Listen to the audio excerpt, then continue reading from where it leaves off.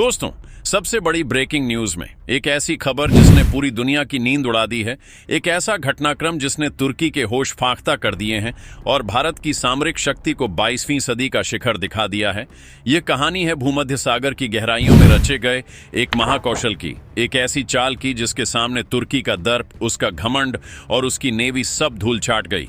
तुर्की ने सोचा था कि भारत एक सॉफ्ट पावर है, एक ऐसा देश जो अंतर्राष्ट्रीय मंचों पर सिर्फ बातें करता है, लेकिन पिछले 48 घंटों में भारत ने जो किया है वह सिर्फ अविश्वसनीय नहीं बल्कि विश्व की सबसे शक्तिशाली नौसेनाओं के लिए भी एक चौंकाने वाला सबक है। तुर्की ने भारत के रास्ते में रोड़ा बनने की कोशिश की, भारत के खिलाफ झर उगला और भारत को सीधे ललकारा। भूमध्य सागर में अपनी नौसेना का प्रदर्शन करके उसने भारत को धमकी दी। ये उसकी सबसे बड़ी भूल साबित हुई।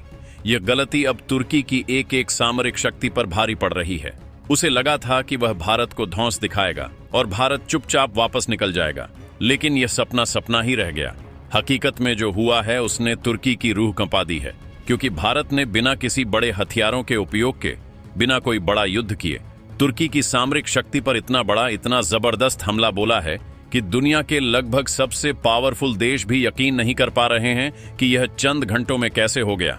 इस वक्त भारत ने तुर्की को बिना किसी हथियार के चौतरफा भूमध्य सागर में घेर रखा है। तुर्की की वो नेवी जिस पर वह बहुत घमंड कर रहा था, वही तुर्की के युद्धपोत जिनसे तुर्की भारत को धमकियां भेज रहा था, अब उन्हीं युद्धपोतों पर भारत ने एक तरह से अपना कब्जा जमा लिया है और भारतीय नेवी ने तुर्की की नेवी को चारों तरफ से घेर रखा है। यहां तक कि तुर्की की नेवी तो छोड़िए, उन जहाजों पर तैनात उनके सैनिक भी इस वक्त भारत के नियंत्रण में पहुंच चुके हैं।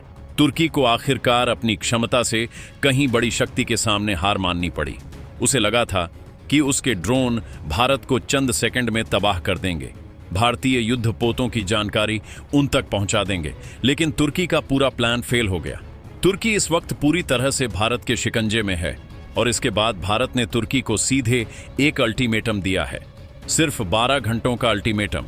अगर तुर्की इन 12 घंटों के अंदर भारतीय नेवी के सीधे निर्देश को नहीं मानता है, उसके हुक्म को नहीं मानता है, तो भारत और बड़ा एक्शन करेगा उस पूरे क्षेत्र पर जो पहले से ही भारत के पूर्ण नियंत्रण में आ चुका है।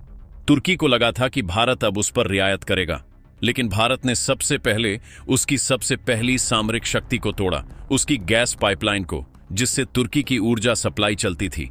लेकिन तुर्की को तब भी भारत की बात और भाषा समझ नहीं आई। उसने फिर वही गलती दोहराई अपनी ड्रोन की ताकत पर, लेकिन भारत ने तुर्की के पूरे ड्रोन सिस्टम को ही तबाह कर दिया। उसके पूरे ड्रोन सिस्टम को हैक करके भारत ने अपने कंट्रोल में ले लिया है।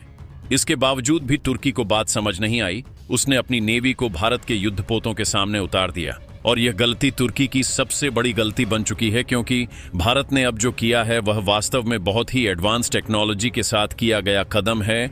भारत ऐसा कदम उठाने वाला दुनिया का एकमात्र देश बनने जा रहा है। दो युद्धपोत इस वक्त तुर्की के भारत के हाथों आ चुके हैं और भारतीय नेवी तुर्की के उस क्षेत्र पर भी पूरा कब्जा जमाकर बैठी हुई है। लेकिन यह सब कैसे हुआ? पिछले 48 घंटों में, खासकर आखिरी 24 घंटों में भारत ने क्या क्या किया और भारतीय नेवी ने अपनी शक्ति का प्रदर्शन किस कदर किया, यह आपको जानना बहुत जरूरी है। दुनिया को लगा था कि भारत अभी भी उन्हीं देशों में है जो पहले की तरह सॉफ्ट पावर थे। भारत किसी भी देश पर सामरिक शक्ति का इस्तेमाल नहीं करेगा। भारत की टेक्नोलॉजी अभी भी 19वीं या 20वीं सदी की है, लेकिन भारत वास्तव में दुनिया की टेक्नोलॉजी जहां 21वीं सदी में है, तो भारत इस वक्त 22वीं सदी की टेक्नोलॉजी को अपना रहा है।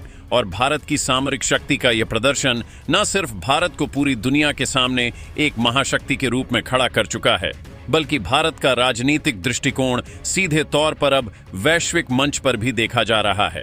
खैर, इस पूरे घटनाक्रम के बीच तुर्की अब यूएन में गिड़गिड़ाने पर मजबूर हो उठा है।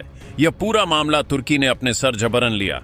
तुर्की को लगा कि वह यह सब करके मुस्लिम जगत का खलीफा बन जाएगा। उसे लगा कि भारत ज्यादा से ज्यादा क्या कर लेगा, उसके कुछ एक ड्रोन्स को गिरा देगा या फिर उसके सामने हार मानकर वापस भूमध्य सागर से लौट जाएगा। लेकिन शायद तुर्की भूल चुका था कि उसके सामने भारत खड़ा है, कोई और देश नहीं। भारत जब किसी भी युद्ध जैसी स्थिति में उतरता है तो सबसे पहले सामने वाले दुश्मन की उस नस पर वार करता है जो सीधे उसकी सांसें रोक देने वाली होती है। भारत ने इस मामले में भी कुछ ऐसा ही किया। भारत ने पिछले 48 घंटों में तुर्की की सामरिक शक्ति को, जहां से सबसे ज्यादा ताकत मिलती है, उसी शक्ति को ध्वस्त करने का काम किया। दरअसल बता दें कि तुर्की के ड्रोन्स पूरी दुनिया में इजराइल के बाद सबसे ताकतवर कहे जाते हैं, लेकिन तुर्की को शायद ये नहीं पता था कि भारत का तोड़ उसके ड्रोन्स पर भी भारी पड़ेगा। तुर्की को लगा कि वह अपने ड्रोन्स को भारतीय युद्धपोतों के ऊपर से गुजारेगा और भारत को इस बात की भनक भी नहीं लगेगी और वह भारत के युद्धपोतों की रेकी आसानी से कर लेगा। लेकिन भारत ने किया क्या? उसके पूरे के पूरे ड्रोन्स के सिस्टम को ही ध्वस्त कर दिया। भारत ने उस पूरे सिस्टम को क्रैश कर दिया और जैसे ही यह बात तुर्की को पता लगी, तुर्की की हाय निकल गई। तुर्की को लगा कि आखिरकार भारत ने कर क्या दिया। खैर, सिर्फ तुर्की ही नहीं, बल्कि वह देश भी जो इस टेक्नोलॉजी से अब तक परेशान थे, वह देश भी यह समझ रहे हैं कि आखिरकार भारत ने किया तो किया कैसे। वहीं दूसरी तरफ भारत ने सीधे तुर्की की सबसे बड़ी ऊर्जा सप्लाई को कट कर दिया। जिन ऊर्जा सप्लाई के भरोसे पर तुर्की की नेवी पूरे भूमध्य सागर में गश्त मार रही थी, उस पूरे गैस सप्लाई को ही भारत ने ध्वस्त करते हुए कट कर दिया, यानी कि तुर्की में ब्लैकआउट बना दिया। भारत ने फिर अपना सबसे बड़ा और अहम कदम चला तुर्की की नेवी के खिलाफ। बता दें कि तुर्की की नेवी अपने 450 समुद्री नॉटिकल माइल्स की सीमा से आगे बढ़कर अपना बेस तैयार कर रही थी, जिसको लेकर भारत ने पूरा का पूरा एक्शन उठाया और आखिरकार भारत ने उस बेस को तो ध्वस्त कर ही दिया था। लेकिन अब भारत ने न सिर्फ तुर्की के युद्धपोतों को अपने कंट्रोल में ले लिया है, बल्कि तुर्की की पूरी नेवी भी इस वक्त भारतीय युद्धपोतों से घिर चुकी है। दरअसल भारत ने यह सब कैसे किया, यह एक सीक्रेटली मीटिंग की तरह से किया गया और भारतीय नेवी ने पूरे इस सीक्रेट मिशन को बड़े आसानी से और बड़े सटीकता से एक एक्यूरेसी के साथ अंजाम दिया। सबसे पहले भारत ने तुर्की के जहाजों में लगे नेविगेशन और रडार प्रणाली को जाम कर दिया। तुर्की को लगा कि अचानक से उसके नेविगेशन सिस्टम, उसका रडार सिस्टम और उसका सोनार कैसे काम करना बंद कर दिया है। जब तक तुर्की यह समझ पाता, भारत ने उसके रेडियो सिस्टम को भी जाम कर दिया। जैसे ही तुर्की के रेडियो सिस्टम जाम हो जाते हैं, उसके वहां भूमध्य सागर में मौजूद दूर दूर पर जो युद्धपोत थे, उन युद्धपोतों का आपस में कनेक्शन टूट गया। साथ साथ तुर्की को जो भारत के युद्धपोतों की लोकेशन दिखाई दे रही थी कि वह किस जगह पर भूमध्य सागर में मौजूद हैं, वह लोकेशन भी दिखना उसे बंद हो गई। और इसके बाद भारत ने चला अपना सबसे बड़ा कदम। भारत ने सीधे तौर पर भारतीय ड्रोन और स्पेशल ऑपरेशन टीम ने अंडर सी तकनीक का उपयोग करके तुर्की के महत्वपूर्ण सेंसर और कमांड नेटवर्क को डिस्टर्ब किया। इसका परिणाम फिर यह हुआ कि तुर्की के नियंत्रण रूम और नौसैनिक कमांड सेंटर में पूरी तरीके से भ्रम और दहशत का माहौल बन गया।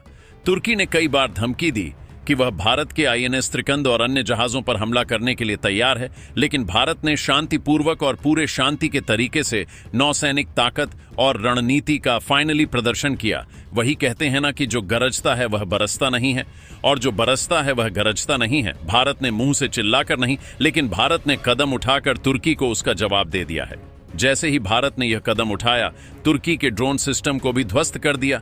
उसके बाद तुर्की की हवाइयां उड़ चुकी हैं और अब तुर्की जो धमकियां दे रहा था, उसकी धमकियां भी भारत ने हवा में उड़ा दी है।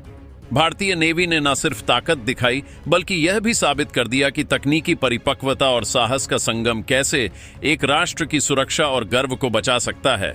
समुद्र की लहरें शांत थीं, लेकिन भारतीय जहाजों ने जो इस वक्त लगातार पूरे भूमध्य सागर पर गर्मी मचा रखी थी, उससे तुर्की जल रहा है।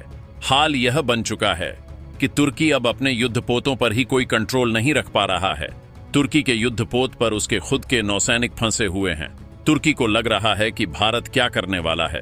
क्या उन्हें बंदी बनाने की भारत फिराक में है? क्या भारत उन्हें बंदी बनाकर तुर्की से फिर नेगोशिएट करने की कुछ कोशिश करेगा? लेकिन दरअसल इस वक्त जो खबर सामने आ रही है, भारत के चारों युद्धपोत इस वक्त भूमध्य सागर में तुर्की की सीमा से लगभग 650 नॉटिकल माइल दूर स्थित हैं, और ये 650 नॉटिकल माइल वही दूरी है जहां से तुर्की के युद्धपोत मौजूद हैं। लेकिन वास्तव में कहा जाए तो तुर्की को खुद भी नहीं पता कि इस वक्त उसके भूमध्य सागर में तुर्की के जहाजों की क्या स्थिति है, क्योंकि उनका पूरा का पूरा सिस्टम क्रैश हो चुका है। हाल ये बन चुका है कि उनका कोई नियंत्रण नहीं रहा। वहीं भारत ने न सिर्फ अपनी रडार प्रणाली की पूरी ताकत का इस्तेमाल